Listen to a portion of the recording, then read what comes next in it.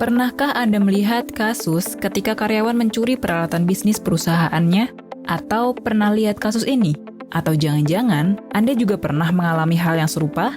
Nah, contoh tadi adalah bentuk-bentuk kejahatan di dalam keseharian kita yang perlu kita perhatikan dan lindungi. Di dalam video ini, kami dari Apjasi, Asosiasi Pengguna Jasa Security Indonesia, akan menjelaskan tentang betapa pentingnya perlindungan keamanan kegiatan dan usaha Anda hingga cara untuk mengatasinya. Simak video ini hingga akhir untuk mendapatkan solusi terbaik dalam menjaga keamanan usaha Anda.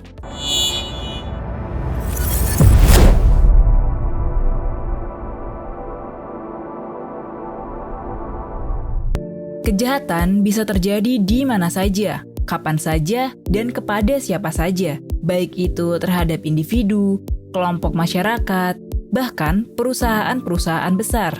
Kejahatan yang terjadi pun bisa sangat beragam, entah itu kejahatan biasa seperti pencurian dan pemalsuan, hingga kejahatan-kejahatan yang sulit untuk diungkap karena dilakukan dengan rapi, teratur, dan terorganisir.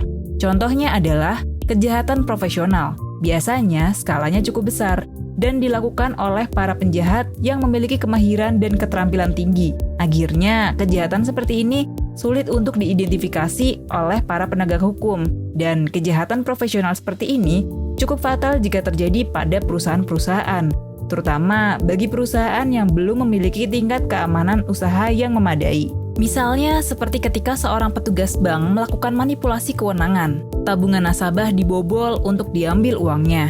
Nah, karena ini dilakukan oleh orang dalam yang mengetahui seluk-beluk perbankan, biasanya hal ini akan sulit untuk dilacak dan diungkap. Tabungan nasabah pun hangus, dan biasanya pelaku tidak bisa diketahui atau ditangkap. Secara sederhana, kejahatan adalah perbuatan yang dilarang untuk dilakukan karena tidak hanya merugikan korban, tapi juga masyarakat.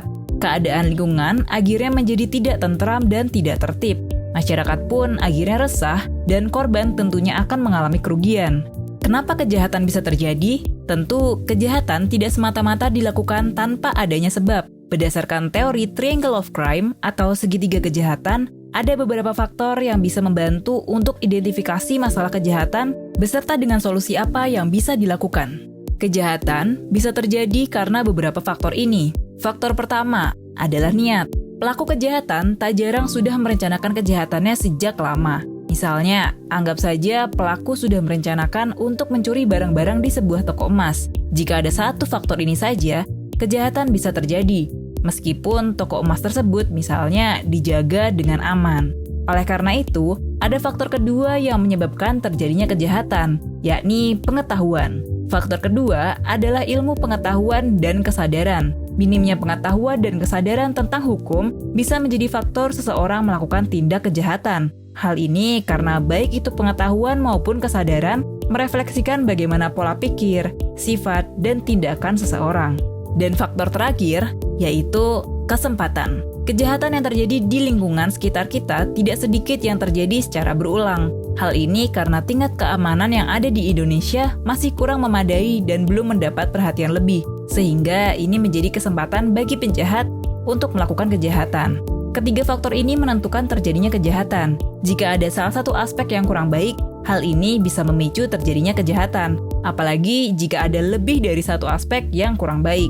Misalnya, sebuah toko tidak dijaga dengan baik dan tempatnya pun tidak dimanage dengan baik oleh pihak manajemen. Maka sesuai dengan teori Triangle of Crime, akan terjadi kejahatan dan akan menimbulkan dampak yang buruk.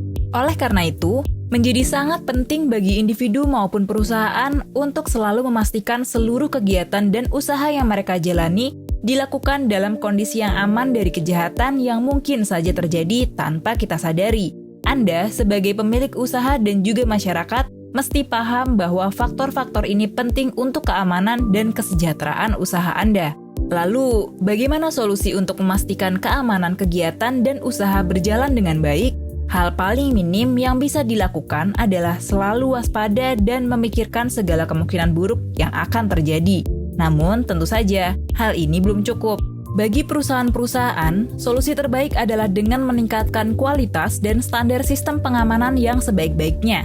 Coba mulai dengan melihat Keamanan seperti apa yang bisa ditingkatkan? Kemudian, apa hal yang bisa jadi disalahgunakan oleh pihak internal maupun eksternal? Lalu, bagaimana agar kita bisa mengontrol sistem agar tidak terjadi kejahatan? Dan masih banyak lagi.